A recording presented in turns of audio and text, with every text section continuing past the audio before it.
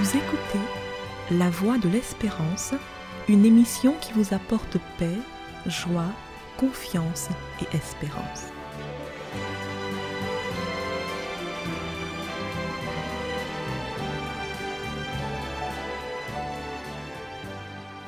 Bonjour la Guyane et bonjour à tous depuis la Guyane.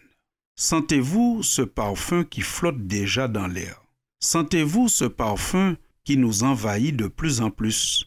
Je veux parler du parfum des vacances. Ça y est, nous sommes au début du mois de juillet et les grandes vacances commencent, les vacances d'été, comme on dit ailleurs. Ici donc, nous comprenons que nous allons commencer une période où nous allons pour beaucoup changer d'activité, avoir un autre rythme de vie, voyager, faire de nouvelles rencontres et bien sûr découvrir de nouvelles réalités. Cependant, tous ces changements ne devront pas nous faire oublier un aspect de notre vie qui doit demeurer constant, c'est-à-dire nos relations familiales, notre manière de faire famille. C'est pourquoi l'équipe de la Voix de l'Espérance se propose de vous entretenir pendant les 2 mois de juillet et d'août sur les relations familiales selon la Bible. Notre premier sujet aujourd'hui sera de constater que le meilleur indicateur de notre christianisme, c'est la manière dont nous traitons les membres de notre famille. En effet, Dieu dit à plusieurs reprises dans la Bible que la manière de traiter les membres de notre famille est hyper importante. Lisons, pour commencer, dans le livre du Lévitique au chapitre 19. À partir du verset 1er, l'Éternel parla à Moïse et dit « Parle à toute l'assemblée des enfants d'Israël, et tu leur diras, soyez saints, car je suis saint, moi l'Éternel votre Dieu. Chacun de vous respectera sa mère et son père, et observera mes sabbats. Je suis l'Éternel votre Dieu. » Fin de citation. Cette lecture nous apporte plusieurs informations importantes. D'abord, Dieu se présente dans sa nature même et il se présente comme étant le Dieu saint. Dieu n'est pas seulement bon, il n'est pas seulement amour, il n'est pas seulement justice, mais il est aussi saint. Et il appelle ceux qui marchent à sa suite à être eux aussi saints. Mais ce qui nous étonne le plus, c'est que Dieu fait apparaître une notion importante, qui est le fait de nous faire savoir que la manière dont nous traitons les membres de notre famille est le premier indicateur de notre sainteté. Chacun de vous respectera sa mère et son père et observera mes sabbats est le premier point que Dieu mentionne après avoir appelé ses enfants à la sainteté. En effet, lorsqu'on observe le sabbat, c'est du temps de qualité qu'on passe en famille. Prendre soin de sa famille est donc une nécessité, voire même une obligation. On pourrait aussi dire une conséquence logique de celui qui est vraiment en relation avec Dieu. Si quelqu'un abuse des membres de sa famille, maltraite les membres de sa famille, il ne peut en aucun cas se prétendre être un disciple du Christ. En effet, nous lisons un peu plus loin dans la Bible, dans la première épître que Paul adresse à Timothée au chapitre 5, si quelqu'un n'a pas soin des siens, c'est-à-dire principalement de ceux de sa famille, il a renié la foi et il est pire qu'un infidèle.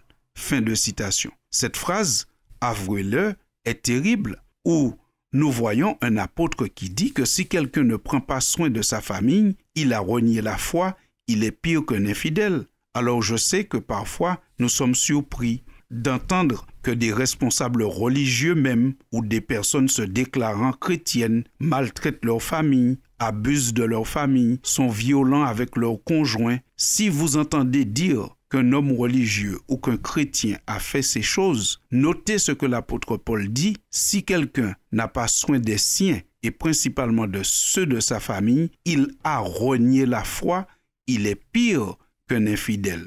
Oui, ça arrive que certaines personnes qui prétendent appartenir au Christ aient des comportements tout à fait déviants avec les membres de leur famille. Mais il ne faut pas, à ce moment-là, penser que c'est ça la pensée chrétienne. La pensée chrétienne est tout autre, parce que Dans la pensée chrétienne, nous pensons qu'une famille où règne l'ordre, l'amour, la discipline est davantage en faveur de la religion chrétienne que tous les sermons qui peuvent être prononcés. C'est pour cela que Jésus a dit, « Ce ne sont pas tous ceux qui disent « Seigneur, Seigneur » qui iront dans mon royaume. C'est d'abord ceux qui traitent bien les membres de leur famille qui sont prétendants au royaume de Dieu. » Nous avons un autre exemple à vous proposer dans la Bible. Il s'agit de la vocation du prophète Élisée. Élisée est un jeune homme que Dieu va appeler pour prendre la succession du prophète Élie. Il vit encore chez ses parents. Il travaille dans la ferme de ses parents. Et un jour, Élie le rencontre et lui dit, « Écoute, tu es celui que Dieu a choisi pour me remplacer. » Élie va faire un geste symbolique en jetant sur son épaule un manteau qui est le signe que c'est toi qui prends la relève. Élisée réagit en disant ceci, « Laisse-moi embrasser mon père et ma mère, et je te suivrai. » Élie lui répondit, « Va et reviens, car pense à ce que je t'ai fait. » Fin de citation. Vous trouverez cette histoire dans la Bible, au premier livre des rois, au chapitre 19, à partir du verset 19. Vous avez noté qu'Élisée, appelé par le prophète Élie à devenir prophète, ne néglige pas ses parents. Il n'oublie pas ses parents. Il ne méprise pas ses parents. Être appelé à servir Dieu n'est jamais un prétexte pour mépriser, maltraiter ou ne pas prendre soin de sa famille. Avant tout, il dit à Élie, « Laisse-moi d'abord embrasser mon père et ma mère. » Il ne va pas leur demander l'autorisation de servir Dieu, car il peut arriver que les membres de notre famille ne soient pas d'accord avec notre engagement spirituel, notre engagement religieux. Il ne va pas leur demander l'autorisation, mais il ne les méprise pas dans sa réponse à Dieu. Et la Bible précise qu'après s'être éloigné d'Élie et être allé saluer ses parents, Élisée revint vers Élie et il partit avec lui pour être à son service et pour devenir un prophète en Israël. Ceci nous rappelle qu'il y a un équilibre à respecter entre servir Dieu et servir notre famille, entre servir Dieu et honorer ses parents. Jésus est celui qui, par excellence, nous montre cet équilibre. Il ne se détourne pas de son ministère à cause des incompréhensions de sa famille. Cependant, il a toujours eu soin de sa famille, même durant son ministère. Jésus, l'une des dernières choses qu'il a pu faire, que l'évangéliste Jean nous raconte, c'est que même cloué sur la croix, il a eu soin de confier sa mère à Jean, un des disciples qui devait veiller sur elle. Chers amis auditeurs, vous sentez certainement le parfum des vacances. Vous sentez certainement ce parfum de liberté qui flotte dans l'air. Mais que tout cela ne nous fasse pas oublier le plus important, notre famille. Prendre soin des gens de sa famille est le premier signe d'un bon équilibre mental et spirituel. Je vous souhaite donc de bonnes vacances, mais surtout de bonnes vacances en famille. À bientôt, chers auditeurs. La famille, ces gens qu'on aime tant, à qui l'on sait pouvoir tout dire, que l'on apprend à découvrir, malgré les mauvais moments. Ma famille, je le dis, je le crois, c'est elle qui sait me soutenir, me consoler, m'aider, m'instruire. Ma famille,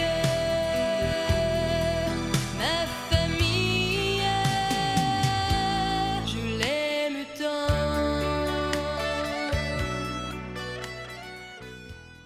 C'était La Voix de l'Espérance, une émission préparée par l'Église adventiste du 7e jour. Si vous désirez avoir une copie de la causerie d'aujourd'hui, demandez-la. Elle vous sera donnée gracieusement. Écrivez à La Voix de l'Espérance, boîte postale 169 97 324, Cayenne, CEDEX, ou téléphonez au 0594 25 64 26. Merci chers auditeurs et à bientôt.